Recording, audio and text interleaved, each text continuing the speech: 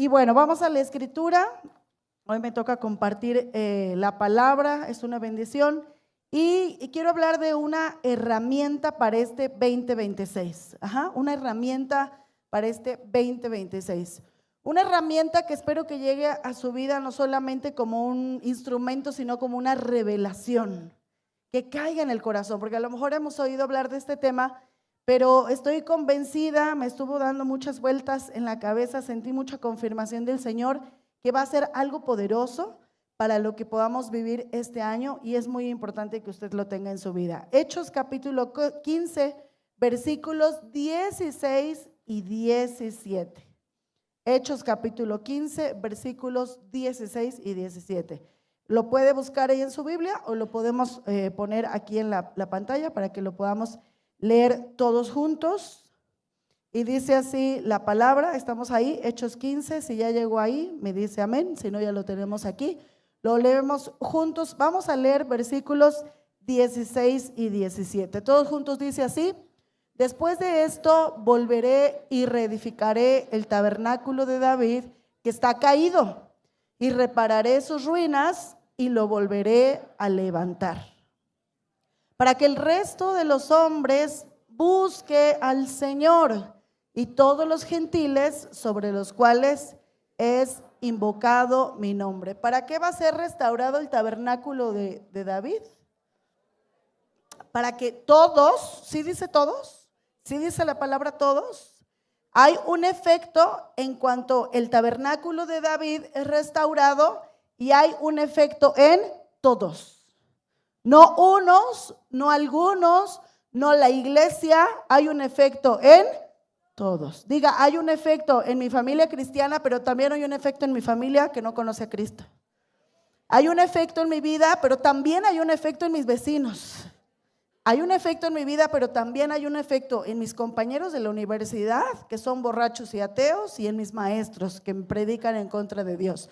Hay un efecto en todos. Y era una palabra profética, estaban hablando en la iglesia primitiva, en el libro de Hechos, diciendo que había una prioridad, había un objetivo, había una meta que cumplir, y era restaurar el tabernáculo de David.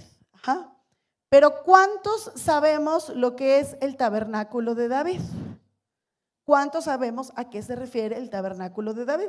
A lo mejor tenemos una idea, y ahorita lo vamos a estudiar un poquito más a profundidad, pero básicamente yo me doy cuenta cómo el enemigo nos tiene atrapados a nosotros como iglesia, y tiene atrapado al mundo con esta herramienta, con esta bendición que Dios nos ha dado, porque cuando la iglesia tome el lugar y realmente sea restaurado el tabernáculo de David en la vida de cada uno de nosotros, se va a desatar un poder que va a afectar a todos. Y básicamente el tabernáculo de David tiene que ver con adoración, tiene que ver con alabanza y tiene que ver con la música. Dime qué música escuchas y te diré quién eres. Dime qué música escuchas y te diré quién eres. ¿Cuántos pueden sacar su celular y prestarle el celular al hermano de al lado para que pueda checar su playlist, su historial en YouTube, las cosas que escuchan todo el día? Y hermanos, no estoy hablando de género musical, estoy hablando de las letras que escuchamos. Estoy hablando de lo que, fíjese, Juan 4, dijo el Señor que venían días donde Él buscaba adoradores que le adoraran en espíritu y en verdad. ¿Por qué el Señor tendría que buscar algo? Exacto. Porque es escaso, porque son pocos, porque son tal vez difíciles de encontrar, porque no solamente se trata de adorar, sino que es una adoración en espíritu y en verdad. Porque tales adoradores busca el Padre que le adoren. Y hay pocas cosas que el Señor busca en la Biblia, pero dice que busca adoradores. Ahora, ¿por qué el tabernáculo de David? Hay cosas muy interesantes sobre el tabernáculo de David. Primero, había un tabernáculo antes del de David. ¿Cuál era el tabernáculo que estaba establecido antes del de David? El tabernáculo que estaba establecido antes de David era el de Moisés. ¿Dónde estaba establecido el tabernáculo de Moisés? ¿Dónde se estableció por primera vez? Estaban en Egipto, el pueblo, y tuvieron una petición a Faraón. Solo fue una petición: deja que mi pueblo salga a adorar. ¿A dónde tenía que ir a adorar? Al desierto. ¿Dónde se estableció el tabernáculo de Moisés? En el desierto. ¿Cuántos algunas veces sabemos que hemos pasado desiertos? ¿Cuántos hemos renegado de los desiertos? Porque sí, no son bonitos, son muy feos. Son muy feos, pero una cosa sucede: a veces la adoración más genuina, ¿quién dijo eso? A veces la adoración más genuina está en el desierto. Entonces no debemos rehuir a los desiertos, no debemos rehuir a los procesos, no debemos rehuir.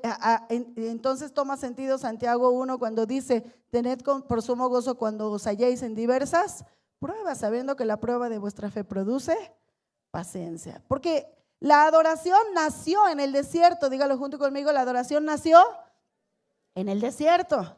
Y se establece el tabernáculo de Moisés. ¿Con qué propósito se estableció el tabernáculo de Moisés? Para adorar a Dios. ¿Pero qué representaba? La presencia de Dios. Era un lugar para que la presencia de Dios estuviera manifiesta. Era donde ellos iban a encontrarse con Dios y representaba algo. Y ahí tenían su encuentro con el Señor. Había 3 elementos que eran parte del tabernáculo. Lugar, eran los atrios, lugar santo y lugar santísimo.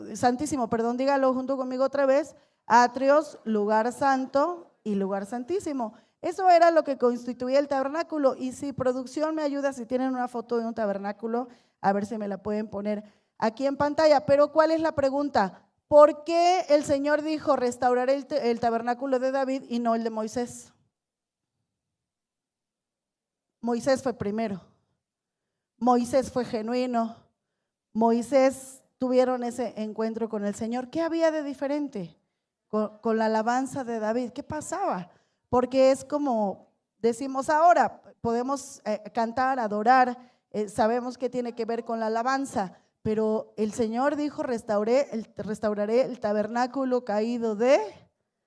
Ahora, habla de un tabernáculo caído, que ha sido caído, que ha sido robado, que ha sido capturado, que ha sido puesto en las manos del enemigo.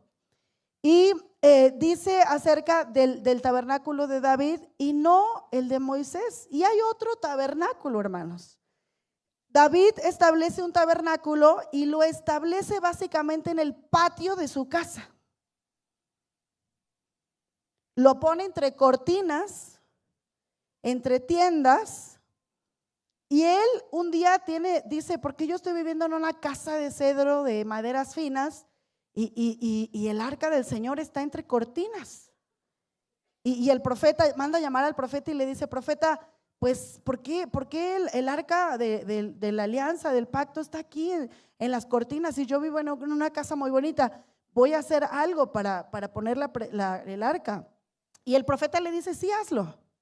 Y luego en la noche Dios le habla al profeta y le dice: no, dile a David que él no lo haga, que lo hará su. ¿Sabe cómo era lo que hizo Salomón? Algunos han leído cómo estaba establecido el templo de Salomón. ¿Se acuerdan cómo era el piso? De oro, las paredes, era una cosa majestuosa, hermosa. Y este tabernáculo que había sido de Moisés, luego es de David, se hace una réplica en el templo de Salomón y es la cosa más hermosa y más esplendorosa en donde se resguardó el arca del pacto, en donde se resguardó la presencia de Dios. Pero si era tan bonito, tan elegante, tan lleno de oro, ¿por qué el Señor no dijo restauremos el tabernáculo que Salomón hizo? ¿Por qué dijo el Señor el tabernáculo de David? Y eso es lo que tenemos que ver nosotros ahora. ¿Qué tiene que ver? ¿Qué tenía ese tabernáculo? ¿Qué era lo importante? Porque el Señor dijo restauremos este tabernáculo de David. Más o menos esta es la imagen. Esto estaba en el desierto. Era básicamente una casa de campaña gigante o una carpa como esta. Cuando pienso en eso ya no me siento tan mal que no tengamos un local. Digo, Señor, como en los tiempos ¿verdad? Del tabernáculo, andábamos abajo de una lona y de una arca, de una carpa, digo, pero así era.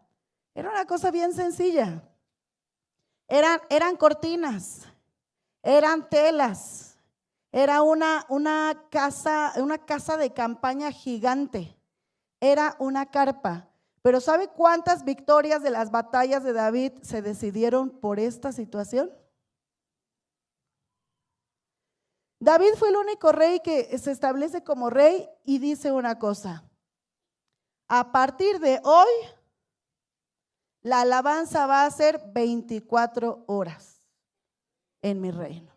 ¿Cuántos han leído eso? 24 horas. Ningún rey lo había hecho antes. Bueno, solamente había estado Saúl reinando. Y ningún rey lo hizo después tampoco. Bueno, se establecieron el ejercicio del sacerdocio, del altar, pero David especialmente le dio un lugar al tiempo de la alabanza. Era una alabanza continua, era una alabanza que no paraba, era una adoración que inundaba todo el lugar y no vamos a encontrar a lo mejor ninguna parte en la Biblia tal vez, o que alguien lo reconozca o lo diga, que porque había 24 horas de alabanza David ganaba todas las batallas, porque pocas veces relacionamos una cosa con la otra. Pero tendrá que ver sus 24 horas de adoración. Ahora, ¿por qué él toma una decisión de establecer 24 horas de adoración y de alabanza? ¿Por qué toma esa decisión David? Sencillo. Dice Silvia, porque él era un adorador. Él era un adorador. Tú vas a tomar de manera habitual y continua en tu vida lo que tú eres. Lo que tú eres. Por ejemplo, ahora estamos en semana de santificación. Y bueno, ¿a cuántos no les gustan las verduras? Definitivamente tienen un pleito con las verduras. Hay gente que no le gustan las verduras. Hay gente que le gusta muchísimo la carne. Ahora estamos en el ayuno de las verduras. Pero hay gente que por hábito, hay algunas personas que me han dicho, es que para mí el ayuno de semana de santificación ni lo siento tan pesado, porque a mí no me gusta la carne, me gustan las verduras. ¿A cuántos les gustan las verduras? ¿Cuántos incluyen las verduras en su dieta diaria? Bueno, entonces, semana de santificación o no, es algo habitual para sus vidas. Entonces, no es raro, ni extraño, ni es un peso que usted ahora coma verduras esta semana, porque es algo que tiene que ver con su estilo de vida. Cuando tú tienes algo que es parte de tu estilo de vida, no te va a costar incorporarlo. Al contrario, cuando es algo de tu estilo de vida, eso se va a reflejar en todas las cosas que tú hagas. ¿Cuántos tienen el hábito de obedecer? ¿Cuántos tienen el hábito de pelear? ¿Cuántos tienen el hábito de maldecir, verdad? ¿Cuántos tienen? Entonces, pues es habitual, lo van a hacer siempre porque esos son. Pero ¿cuántos tienen el hábito de bendecir? Y se bajan de la ruta y dicen, chofer, Dios le bendiga. Y todos la voltean a ver y dicen, a mí me decían cuando yo era joven o adolescente, de hecho una vez tuve una discusión con un taxista porque me decía, usted no debe de decir Dios le bendiga, usted es muy joven para decir cosas de viejita, me dijo un día. Usted es muy joven para decir cosas de viejita. Y luego un día en un taxi estaba yo compartiendo con el del taxi, resultó que era cristiano y dijo, por gente como usted la gente no se convierte a Cristo, porque puro Dios, puro Dios, puro Dios. Y yo dije, pues no es de que eso se trata, porque cuando es habitual, no nos cuesta, no nos tendría que costar, no es un peso, no es, ¿a cuántos les gusta servir? Entonces el día del aseo no es un peso. No es un peso, no nos cuesta porque hacemos lo que somos, exhibimos lo que hay dentro de nuestro corazón. David era un adorador y ¿qué dijo? Pongamos la alabanza, pongamos aquí la adoración permanente al Señor. David sabía que muchas de sus victorias en las batallas que él había tenido tenían que ver todo con la adoración, todo con la adoración. Y es lo primero que establece. Ahora, ¿cómo peleas tú tus batallas? Porque nos morimos de nervios, nos ponemos ansiosos, llega una mala noticia, le hablamos a la comadre, le hablamos al líder, empezamos a hacer un montón de cosas, todo menos adorar. Adoramos cuando llegamos a la iglesia y si llegamos temprano. Porque si llegamos tarde, yo estoy dudando, todo este año estoy haciéndome el propósito que es posible que me cambie de lugar. Ustedes saben que me encuentran allá en las sillas de allá atrás todos los domingos, pero algunos hermanos me son tan tropiezo que prefiero ya venirme adelante, hermanos. Me hacen tropezar porque yo digo, ¿por qué llegan a las 12? ¿Por qué llegan 12:30? ¿Por qué llegan a la 1? Y yo ya cierro mis ojos, mejor digo, no voy a ver porque me hacen tropezar. Ahora yo no importo, porque que yo tropiece no importa. Soy la pastora y tengo que estar aquí. ¿Qué piensa Dios? Pero quiero tener victoria. Pero no le doy importancia a lo que para Dios es importante. Menos, voy a decir esto no como pedrada, porque yo ya se los he dicho de frente a cada ministro de alabanza. Y les he dicho, no puede ser que cuando te toque ministrar llegas temprano, pero que cuando no te toque ministrar llegas a la mitad de la alabanza. Tenemos 3 grupos de alabanza para que cuando uno ministre los otros reciban y tengan la misma actitud de adoración acá arriba que la que tienen allá abajo. Porque somos adoradores en espíritu y en verdad, no somos adoradores posicionales, no somos adoradores de plataforma, no somos adoradores de reflector, somos adoradores en la intimidad y en la verdad. Somos adoradores abajo y somos adoradores arriba. Cuando reciba una mala noticia este año, espero que no suceda así, pero si recibe una mala noticia, adore al Señor. Adórelo, adórelo, adórelo. Dígale, Señor, voy a poner mi alabanza, mi adoración en ti. Ahora, yo precisamente no soy una persona muy musical. Pobrecita de mi familia, vivo entre músicos, Camila, Santiago, mi esposo, y no soy una persona que me levanto y pongo las alabanzas y me subo al coche y pongo las alabanzas, no porque no oiga alabanzas, normalmente oigo música cristiana, pero luego dicen mis hijos, pero ¿por qué no nos dejas? Yo le digo, ay, es que como que me altera, estoy pensando en otra cosa y si ponemos la alabanza me pongo a adorar a Dios y luego ya se me olvida todo lo que tengo que hacer. Pero Dios me está revelando que si hay un poder en esto, entonces ¿qué voy a hacer? Adorar a Dios, adorar a Dios. Poner esta alabanza de continuo. Si en su casa hay de continuo adoración, ¿cómo va a ser el ambiente de esa casa? De presencia de Dios, de la presencia de Dios. Porque el arca y la adoración y la alabanza lo que trae a su vida es la presencia de Dios. Si usted tiene batallas espirituales y pone la alabanza, pone la adoración, ahora, no moleste a los demás.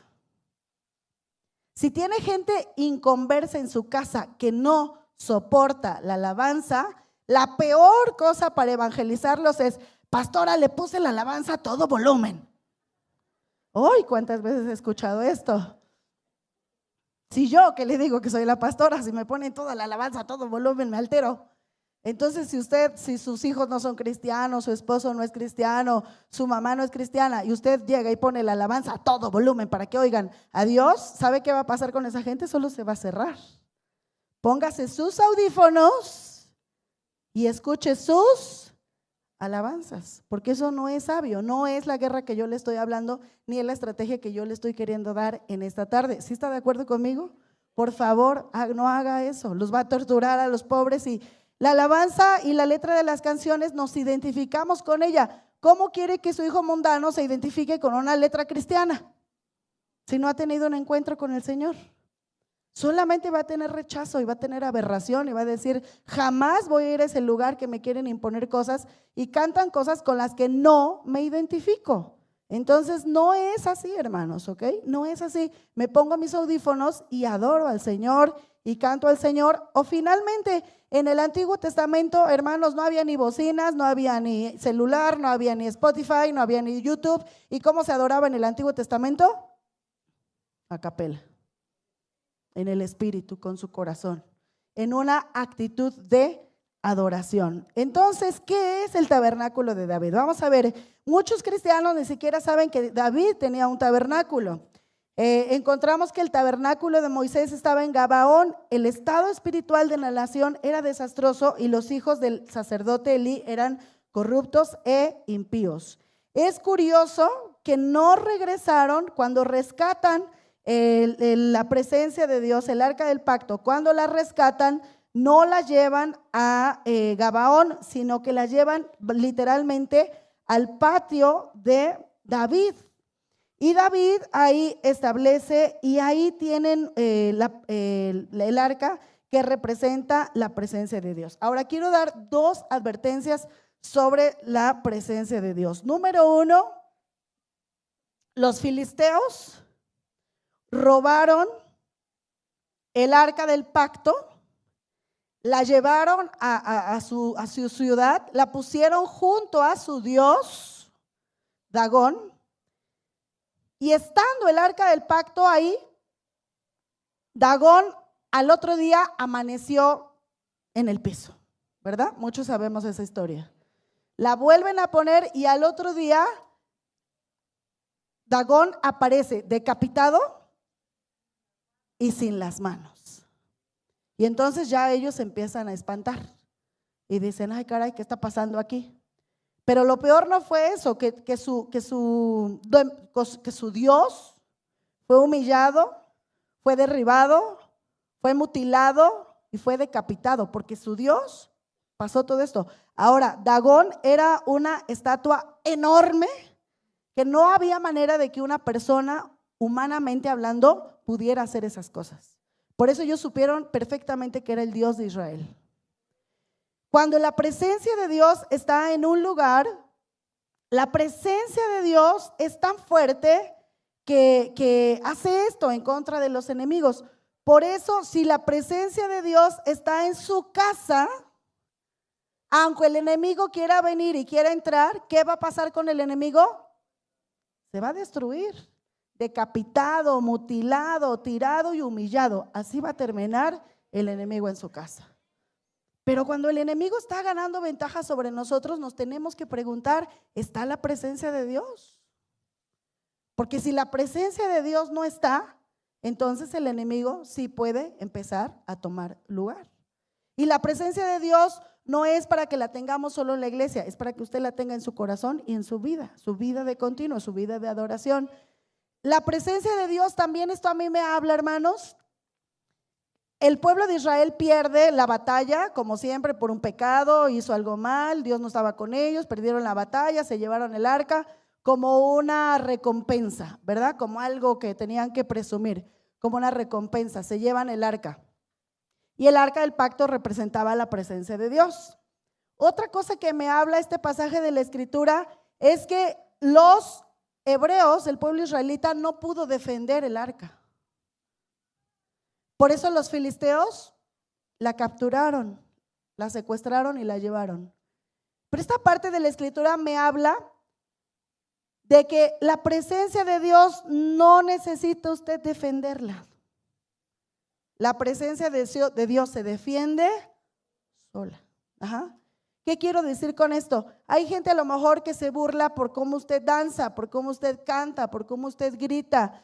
O hay gente que dice, ay, no, es que no quiero llevar a la gente a la iglesia porque luego, y más si Santiago dirige, nos va a poner ahí a bailar adelante y todos se van a espantar. Y usted no tiene que defender nada. No tiene que defender nada. Porque cuando la presencia de Dios se manifiesta, la presencia de Dios por sí misma se defiende. Dicen, ay, es que cuando los hermanos se desmayan, no se desmayan, caen en el Espíritu. Y cuando la gente cae en el Espíritu es un privilegio, es una bendición, porque la Biblia dice que al que Dios visita nadie puede recibirlo en pie. Las fuerzas se van y uno no soporta y tiene que caer en el Espíritu. Eso es lo que pasa cuando la gente cae en el Espíritu. Uno no tiene que defender la presencia de Dios.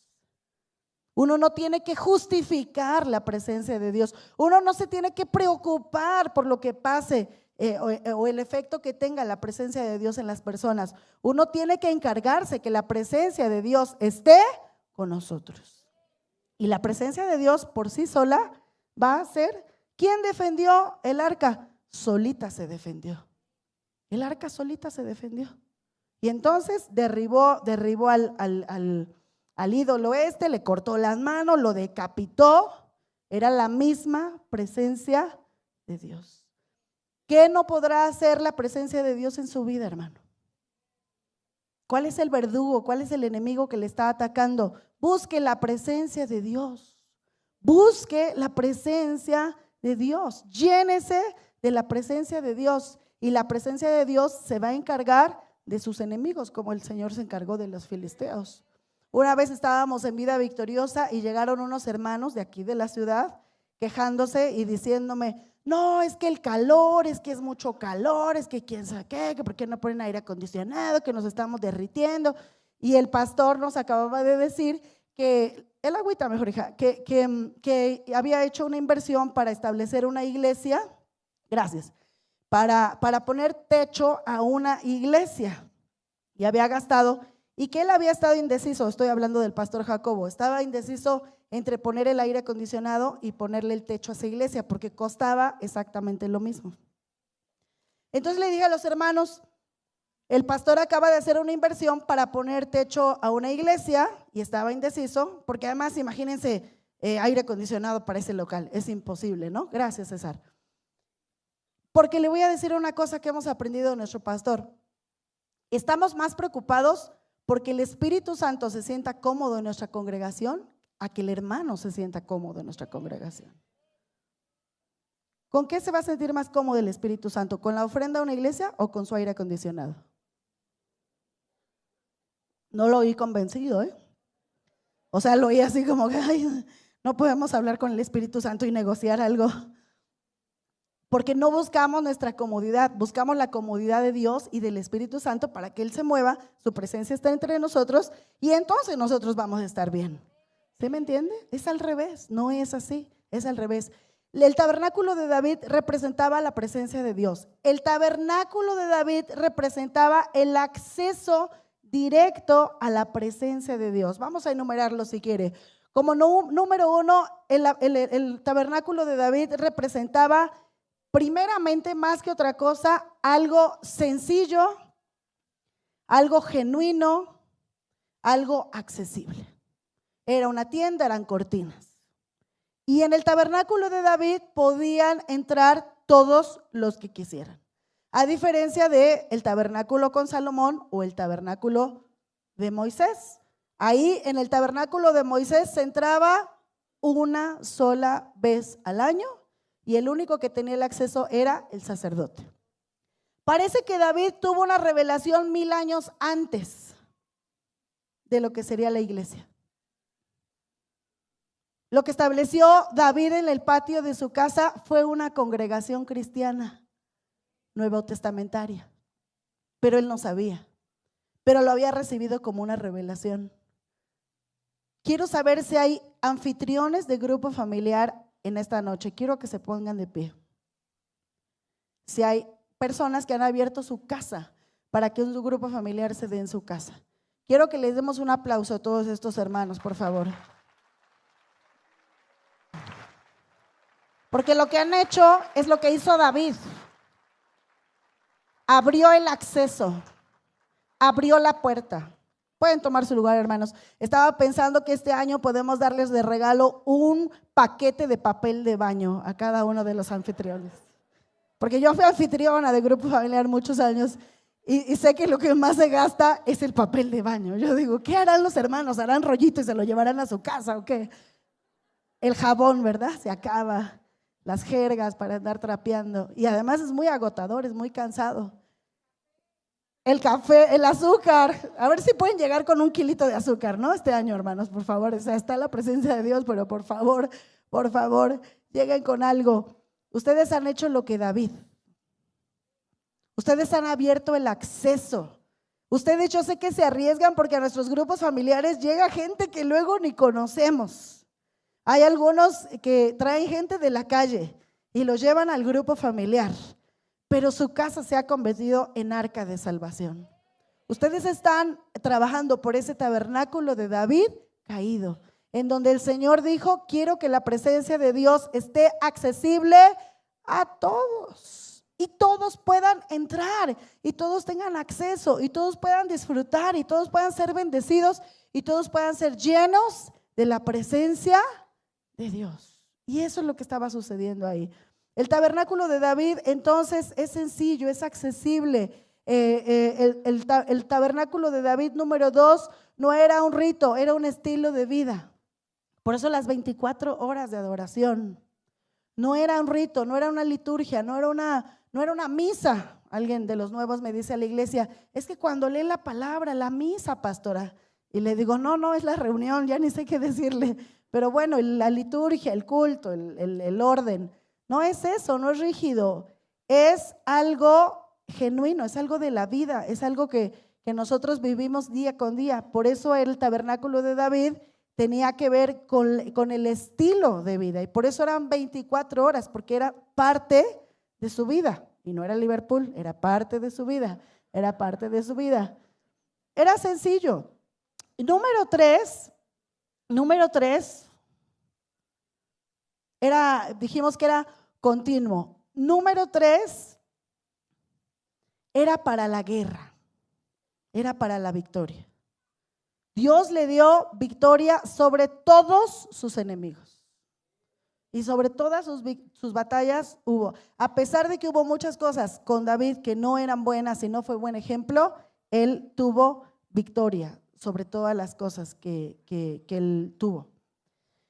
Y número 4, en el tabernáculo de David se establece un pacto eterno. Dios le dice a David, no va a faltar de tu descendencia quien se siente en el trono y de ti saldrá un rey para siempre. Un rey que no tendrá fin, un rey que tendrá un rey eterno. Y establece un pacto, este pacto se llama pacto davídico, es parte de la doctrina cristiana, pacto davídico, y establece, y tal como el Señor lo dijo, así el Señor lo cumplió. Entonces hay pacto cuando tú te conviertes, cuando tú te encargas de que el tabernáculo de David sea restaurado, hay pacto contigo. Hay pacto. El Señor no quiere que solo seas salvo tú y que solamente sirvas tú al Señor. El Señor quiere que sirvas al Señor tú, tus hijos, tus nietos, tus bisnietos, tus tataranietos y hasta la tercera, cuarta y última generación, porque el Señor es un Dios de generaciones. Si se lo prometió a David, nos lo está prometiendo a nosotros. Restauremos ese tabernáculo. ¿Cómo lo va a hacer el Señor? No lo sé. Tengo aquí a Hernán, siempre pongo yo ese ejemplo, no sé si anda Gina, ¿verdad? Cuando su abuelita, que era misionera, se entregó al Señor, caminó con el Señor, sirvió al Señor y los traía de las orejas, y Hernán no quería nada. Algunos fuimos testigos de cuando Hernán no quería. Y si la abuelita viviera hoy, Hernán, porque la abuelita ya no alcanzó a ver ni la conversión de Hernán, ni la conversión de Diana, un poquito le tocó lo de Gina, y ahora que supiera la abuelita que es pastor, y ahora que la abuelita supiera que es pastor de área, y ahora que la abuelita viera al bisnieto, ¿no? Que sería tataranieto, ya ni sé qué, dirigiendo y cantando al Señor, la abuelita yo creo que no lo podría creer, porque la abuelita no lo vio, pero había un pacto, había una promesa, había una bendición, había una esperanza, y aunque usted no lo vea, el Señor lo hará. El Señor lo hará, el Señor lo hará. Y nuestra visión tiene que ser generacional. Este es el pacto de David, el tabernáculo de David, el tabernáculo caído de David. Pero quiero regresar muy rápido a las advertencias que tenemos con respecto a la presencia de Dios. Porque una vez que tenga la presencia de Dios en su casa, usted debe de tener cuidado. Una vez que tenga la presencia de Dios en su vida, usted debe de tener cuidado. Regreso a la historia de los filisteos. Se llevan el arca, muchos de ustedes ya saben la historia. Entonces Dagón es humillado, es derrotado, es decapitado, y entonces el príncipe de los filisteos dice: llévenselo a otra ciudad. Y se lo llevan a otra ciudad y se empiezan a llenar de tumores. Como se asustan, pasan dos cosas: se empiezan a llenar de tumores y se empiezan a llenar de ratas. Ratas por todos lados. Entonces el príncipe de esa ciudad dijo: no, pues llévense el arca, porque aquí ya nos llenamos todos de tumores, ahora llévense a la otra. Se lo llevan a la otra ciudad, ¿y qué creen que pasa con la otra ciudad? Lo mismo. Todos se llenan de tumores y se llenan de ratas. Total que eran 5 príncipes. El arca del pacto pasa por todos esos lugares. En todos esos lugares se llenan de tumores y se llenan de ratas. Ellos van y consultan a sus sacerdotes y les dicen: ¿qué hacemos? Estas plagas vienen porque tenemos aquí el arca, porque el Dios de Israel nos ha castigado. ¿Qué hacemos? Y los sacerdotes de ellos les dicen: hagan tumores de oro y hagan ratas de oro. Y regresen esa arca lo más pronto posible, lo más pronto posible.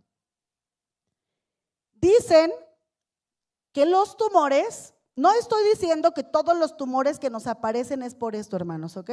Estoy citando cosas de la Biblia que a veces, ¿y por qué me salió esto? ¿Y por qué me salió el otro? ¿Y por qué estoy padeciendo aquello? Y una de mis primeras preguntas es: ¿cómo estás conduciéndote con la presencia de Dios? ¿Cómo te estás conduciendo con la presencia de Dios? ¿Por qué ratas y por qué tumores? Tumores básicamente es cáncer. Tumores básicamente eran bolas, ¿verdad? O no sé el término médico, que le salían en el cuerpo. Y algunos creen que los tumores les empezaron a salir en sus partes íntimas. Algunos creen así.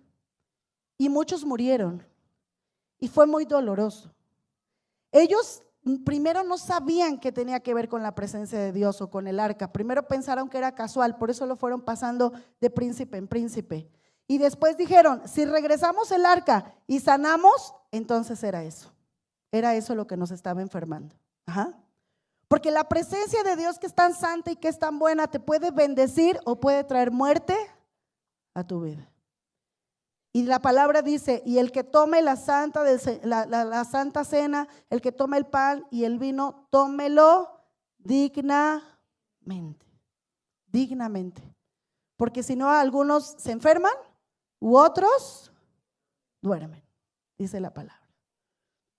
Entonces ellos empiezan a llenar de tumores. Se cree que algunos tumores salieron como un tipo hemorroides. Era dolorosísimo. La ciudad clamaba, la ciudad lloraba, la ciudad se arrastraba, la ciudad estaba toda mal, diciendo: por favor, queremos que esto sea quitado de nosotros. Por eso, hermanos, la presencia de Dios es algo santo. Yo quiero enseñarle eso esta noche. Quiero enseñarle a tener el respeto y la reverencia. El Señor no quiere que ninguno nos enfermemos, al contrario, quiere que todos seamos sanos. Por su cruz, en su cruz, por su llaga, por su sangre, todos hemos sido sanados. Llegó una mujer de una iglesia y entonces le dije, oye, ¿por qué dejaste tu iglesia? Y ella no sé por qué razón no me quería decir, porque, o sea, como que me evadía la pregunta. Pasaron semanas, meses y le volví a preguntar, oye, ¿por qué dejaste tu iglesia? ¿Por qué te viniste para acá? No, Dios me mostró, no, Dios me habló, no, Dios me dijo. Y en una de esas me dice, bueno, pastora, le voy a decir la verdad, es que se lo digo con temor, me da miedo decírselo, pero se lo voy a decir. Yo dejé la iglesia donde estaba porque primero le dio cáncer a la esposa del pastor, luego le dio cáncer y murió al copastor y murió, le dio cáncer a la esposa del copastor y murió. Total, pastora, que ya vamos 8 pastores que mueren todos al hilo. Todo eso ha pasado en menos de 2 años. Y yo, hermanos, digo esta palabra con temor y temblor, ¿verdad? No me vaya a dar a mí algo al rato y diga, ay, Señor, que estaré haciendo mal. No estoy diciendo que todas las enfermedades tienen que ver con esto, pero si ya son tantos casos, ¿cuánta gente sabe que conoce del Señor, conoció de sus mieles, bebió de su copa, recibió su sanidad, recibió su bendición, se fue como el hijo pródigo al mundo y luego allá se enfermó y después murió? ¿Qué hicieron con la presencia de Dios? La menospreciaron. No supieron qué hacer con la presencia de Dios. Vino una mujer aquí que ella nos dijo, hermanos, yo decía, esta se debe inventar estas cosas. Decía ella, yo voy a un templo espiritista, el dueño del templo espiritista es mi abuela y mi mamá y toda mi familia estamos en el templo espiritista. Y ella nos comentó esto, que a mí se me hace de película, y ella dijo, tenemos una lista. No siempre, algunas veces maldecimos a los cristianos.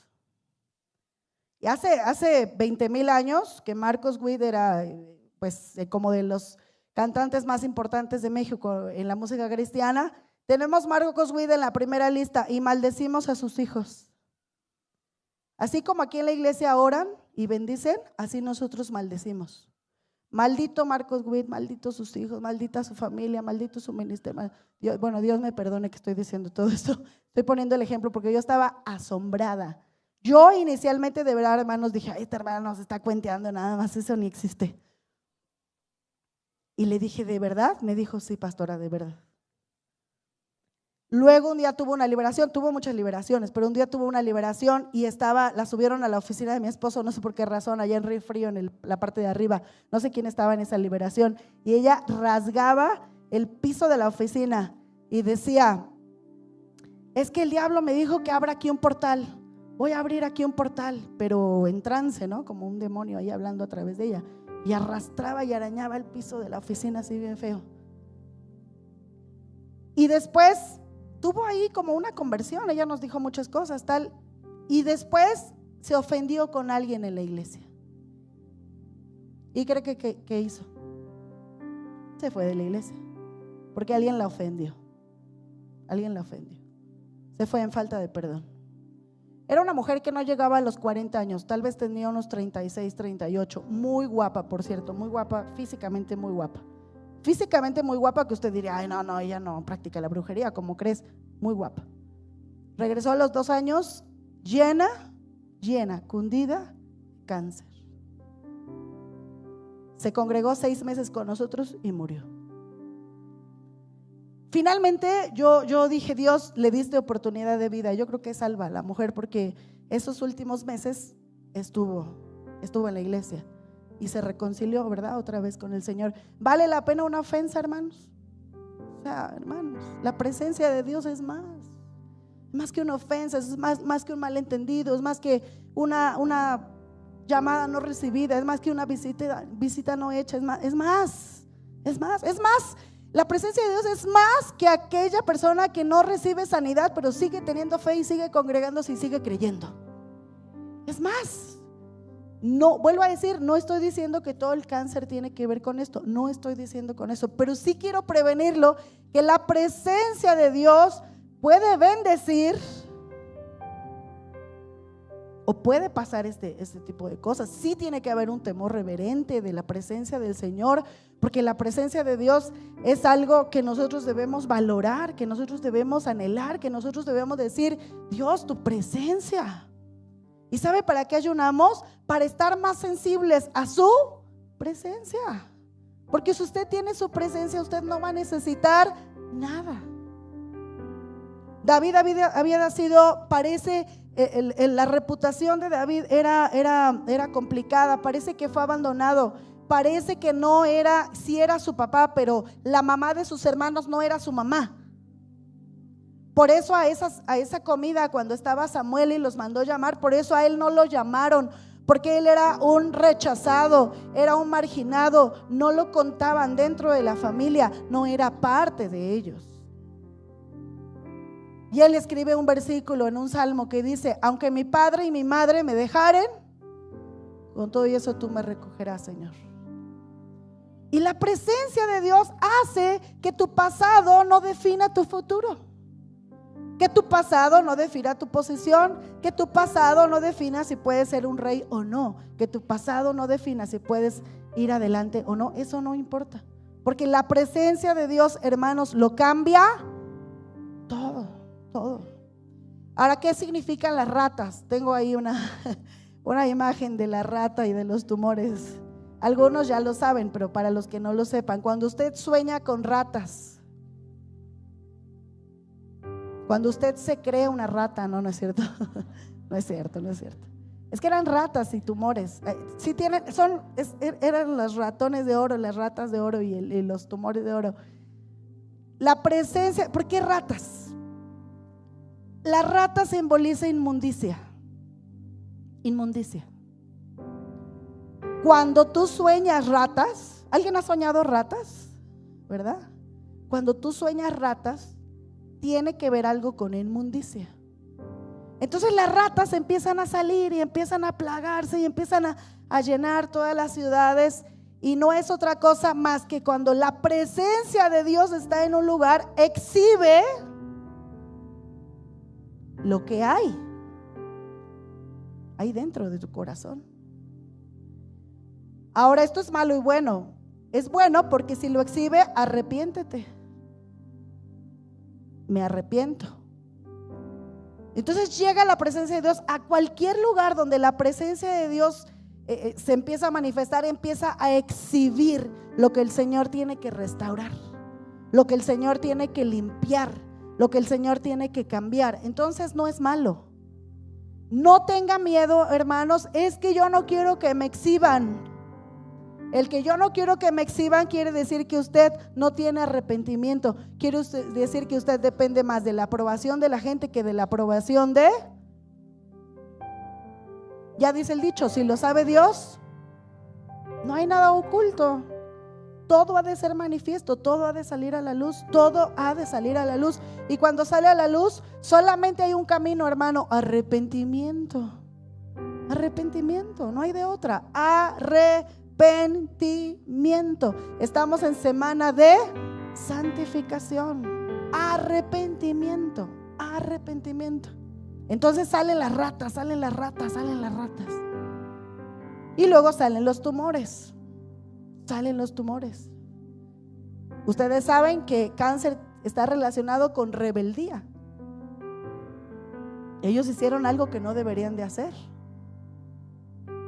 La célula tiene una forma, porque el cáncer no es enfermedad, es una deformación de células, ¿cierto, doctores? Y cuando las células empiezan a deformar, empiezan a manifestar lo que tú eres adentro, que tú quieres hacer lo que se te da la regalada gana. Y así lo manifiesta el cuerpo. No estoy diciendo nuevamente que todos los tumores tienen que ver con esto, pero si Dios estaba exhibiendo eso, el asunto solamente es arrepentimiento. Es el único camino, es la salida. Él es el camino, la verdad y la vida.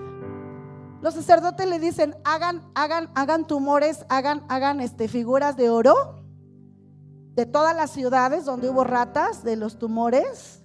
Regrésenlos en una cajita junto con el arca, y cuando los regresen, ustedes van a sanar. Ellos regresan el arca, regresan la cajita con los tumores y con las ratas, y todos los tumores les empiezan a desaparecer. Y ya, bueno, ellos entienden que sí era Dios, el que estaba con ellos, con Israel, y que aunque Israel había perdido y aunque Israel había pecado, Dios cobró venganza y Dios regresa y Dios está ahí. Cuando regresan con la cajita, con todas las ratas y todos los tumores, ¿cuánto cree que costaba eso? ¿Cuánto cree?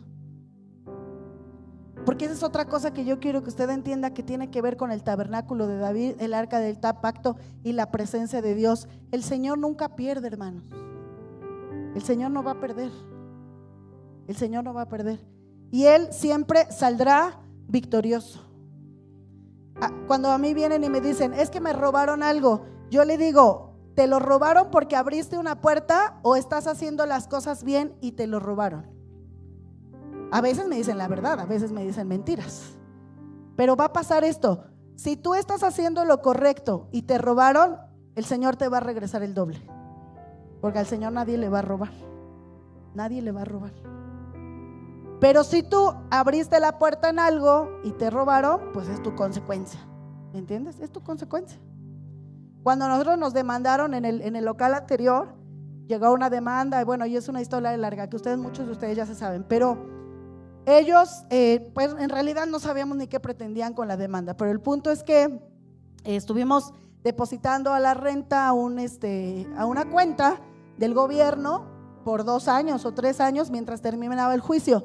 Terminó el juicio y el juicio lo ganamos. Y nosotros estábamos sorprendidos porque en realidad también ni queríamos pelear, pero dijimos, pues qué bueno que ganamos, ¿verdad? No queríamos perder. Pero cuando ganamos nos dijeron, todo lo que está en el banco es para la iglesia. Todo. O sea, el enemigo quiere robar por un lado y se le voltea la tortilla y salimos victoriosos. Cuando nos dicen, no, pues todo esto ya es de la iglesia, nosotros hasta nos sentíamos mal. Decíamos, no, pero no es nuestro, o sea, nosotros es la renta que habíamos pagado 2 años, 3 años. ¿Cómo creen? No, no sé. Bueno, claro, de ahí el abogado cobró sus honorarios, pero ese fue el fondo de dinero que nosotros ocupamos para pagar renta, depósito y la mudanza de este nuevo local. ¿Usted cree que a Dios lo vamos a marear? A Dios nunca se le va a burlar. Dios siempre va adelante de nosotros. Y todo lo que el enemigo le ha robado, el Señor se lo va a restituir. Todo lo que el enemigo le ha robado, el Señor se lo va a restituir. Le ha robado hijos, se los va a restituir el Señor. Le ha robado salud, el Señor se la va a restituir. ¿Qué le ha robado el Señor? Ministerio, el Señor se la va a restituir. Porque el Señor no es deudor de nadie. Y entonces estos quisieron llevarse un botín y tuvieron que regresar un botín más grande, porque regresaron el arca y además regresaron un montón de oro que se quedó para el pueblo de Israel. Y así es el Señor, hermanos. Por eso el tabernáculo de David hay que restaurarlo, hay que estar ahí. Y cuando alguien le quiere robar al Señor, pasa lo mismo. Nadie queda. Allá teníamos una fama en Río Frío y decían, a la iglesia de Río Frío no se metan a robar, porque los que se meten a robar ahí les va muy mal. Y yo no sé si ya lo habían intentado y les había ido mal, pero en realidad que algunos vecinos que se fueron convirtiendo al Señor nos decían esto: todo está, podemos entrar a robar a todos los lugares, pero la iglesia del Río Frío es intocable. Está con un tache en el mapa, porque quien se mete ahí se mete con el patrón. ¿Y sabe cuándo nos robaron? Nunca, nunca, porque el Señor guarda lo suyo. Y por último tenemos a Usa. El arca del pacto pasaron mucho tiempo, regresaron, los filisteos lo tenían, regresa el arca del pacto, regresa la presencia de Dios, David la trae, David viene, David danza, pero en ese trayecto traen el arca del pacto, y en ese trayecto venían caminando sobre el trayecto, y Usa quiere meter, accidentalmente tropieza el buey, el animal donde venía el arca, y mete su mano instintivamente para tomar el arca y cae muerto en el instante. Tengo una imagen por ahí, a ver si la tienen de eso. Cae muerto en el instante. Con esto vamos a terminar. Y David se llena de temor, dice: Dios mío, o sea, esto acabó en muerte, está fatal, llévense el arca a Obed-edom, luego la llevo a mi casa. Y después él hace una pregunta: ¿cómo traeré la presencia de Dios a mi casa? Y entonces David la primera vez la llevó en unos animales, la segunda vez lo hace como bíblicamente y correctamente tenía que ser. Hombres cargan el arca, lo llevan en una ceremonia y finalmente la llevan al lugar, la llevan a ese lugar. 3 meses después, que es el patio de David, es donde danza David, es donde Mical se burla de él, lo menosprecia, y es donde David danza ahí delante de todos, porque el arca de pacto ya estaba de nueva cuenta ahí con él. ¿Qué aprendemos con esto? Número 1, el arca, la presencia de Dios es algo sagrado. Y tomó algo que solo los consagrados para Dios podían usar. Por eso no me autonombro, no me autopromuevo, no me digo. Por eso nosotros hacemos las cosas con un llamado de Dios. No porque quiero hacerlo, no porque lo hago bien, no porque me gusta, es porque Dios me ha llamado a hacerlo.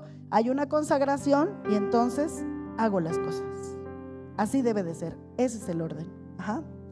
Ahora, Mical quedó estéril.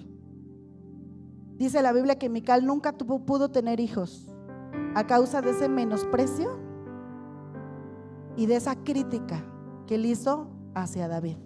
O sea, imagínense qué importante es la presencia de Dios.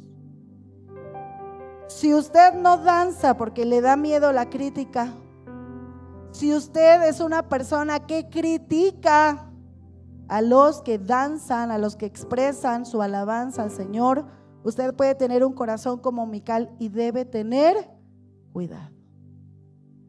No lo dice, pero lo dice en su corazón, porque Mical no lo dijo con su boca. El menosprecio, la primera parte fue en su corazón, la segunda vez ya lo dijo con su boca, pero la primera vez fue en su corazón el menosprecio.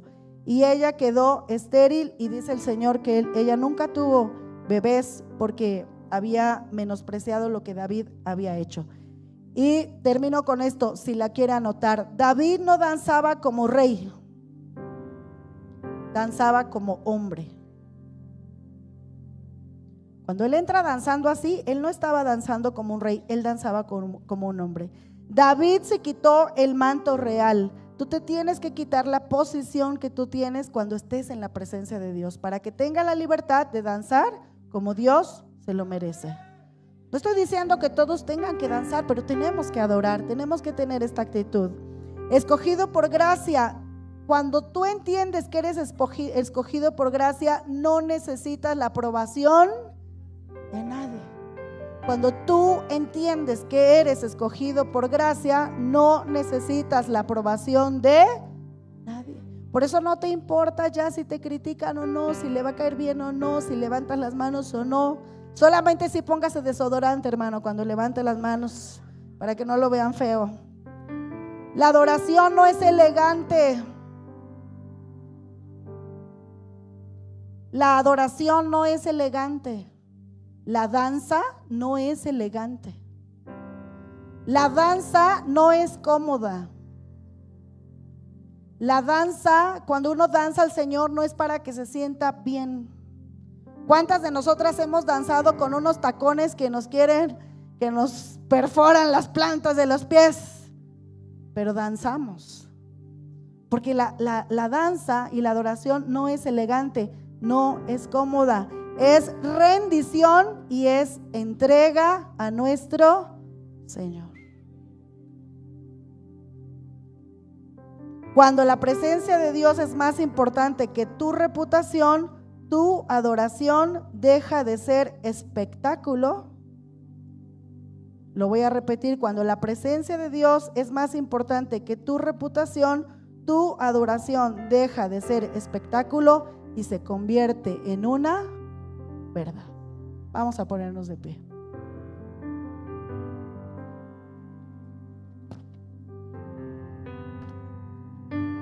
No es un espectáculo, es una verdad.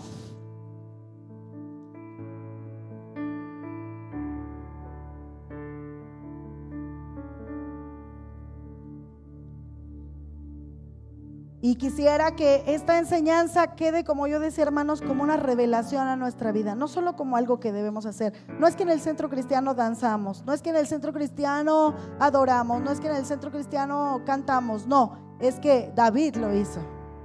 Es que la palabra nos enseña. Y es que en el tabernáculo caído de David vemos cuántas bendiciones hay en medio de esto que hacemos. Cierre sus ojos ahí en su lugar. Cierre sus ojos ahí en su lugar. Y vamos a orar por la presencia de Dios.